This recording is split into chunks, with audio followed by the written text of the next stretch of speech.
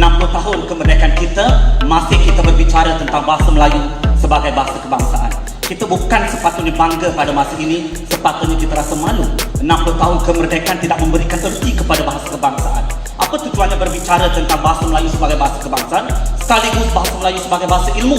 Sedangkan sekarang, sepatutnya bahasa Melayu telah pun bertapak dengan lebih kukuh, sepatutnya lebih mekar di bumi Malaysia. Namun sayang, seribu kali sayang, bahasa Melayu masih menjadi bahasa kelas kedua. Kumpulan 5. Berbahasa Melayu untuk martabat. Berikut merupakan ahli kumpulan kami. Mengikut Perlembagaan Persekutuan, bahasa Melayu menjadi bahasa kebangsaan di Malaysia. Namun begitu, kedudukan bahasa Melayu tidak menafikan hak bahasa lain untuk digunakan.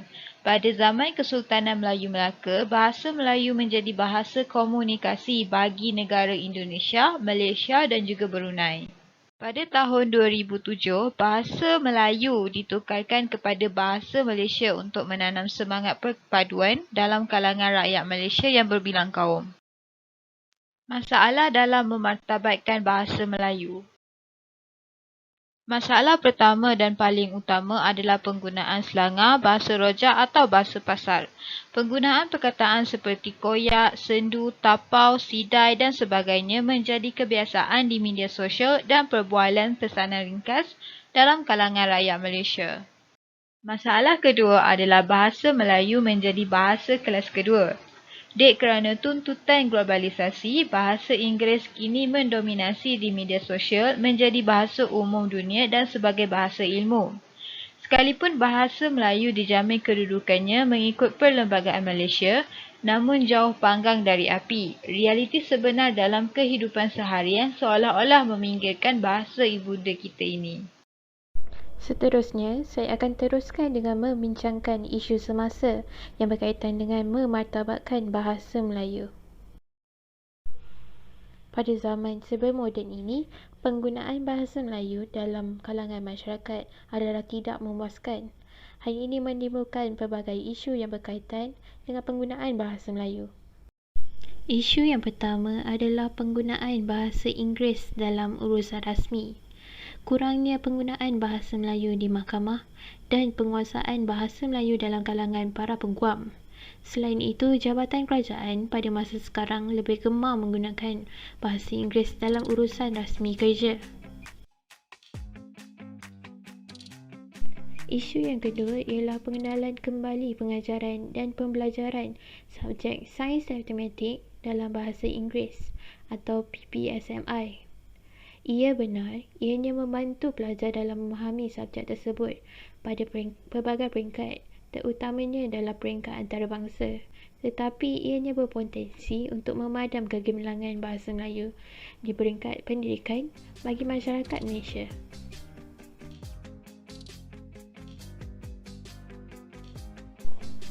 Isu yang terakhir ialah pengajaran bahasa kebangsaan di sekolah vernakular.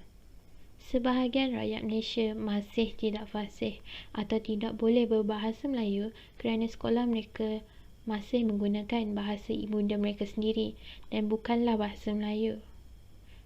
Hal ini kerana sebahagian daripada Bumiputera tidak mengamalkan bahasa Melayu dan lebih mengutamakan bahasa Inggeris dalam pertuturan di rumah atau di luar.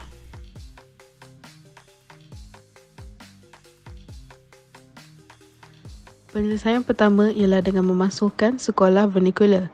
Kita boleh lihat kesan penubuhan sekolah vernakular pada hari ini di mana terdapat warga negara Malaysia yang tidak fasih malah tidak mampu bertutur dalam bahasa Melayu. Situasi ini adalah tidak sihat untuk negara kita yang telah lama merdeka dan hidup dalam kalangan masyarakat majmuk. Penyelesaian kedua ialah menerbitkan buku, seni dan kandungan dalam bahasa Melayu. Masyarakat terdahulu disajikan dengan baik-baik sajak dan syair daripada karyawan-karyawan yang mampu menyuntik semangat diri dan negara. Namun, perkara tersebut sudah tenggelam di kemajuan zaman. Sebaliknya, kita disajikan dengan drama dan hiburan yang hanya mengeluarkan tawa dan tidak membentuk minda masyarakat ke arah yang lebih baik. Persepsi dan budaya ini seharusnya disedari oleh semua pihak dan mula bertindak untuk mengubah kepada perkara yang lebih bermanfaat. Yang terakhir sekali ialah memperkasakan Dewan Bahasa dan Pustaka. Badan berkanun ini ditubuhkan dengan objektif untuk membina dan memperkaya bahasa Melayu dalam semua bidang termasuk sains dan teknologi. Seterusnya, badan tersebut harus melaksanakan pelbagai aktiviti yang menggapai minat umum terhadap keindahan bahasa Melayu. Sebagai contoh, aktiviti sayembara pidato antarabangsa. Awang Sarian ada mengatakan bahawa usaha-usaha perlu dilakukan oleh pihak pemerintah negara agar lebih proaktif dalam memartabatkan bahasa Melayu jika ingin melihat bahasa Melayu itu terus berkembang maju dan seterusnya menjadi bahasa ilmu. Bahasa Melayu seharusnya telah diangkat menjadi sebuah bahasa yang unggul dan tidak seharusnya dipertikaikan kewujudannya.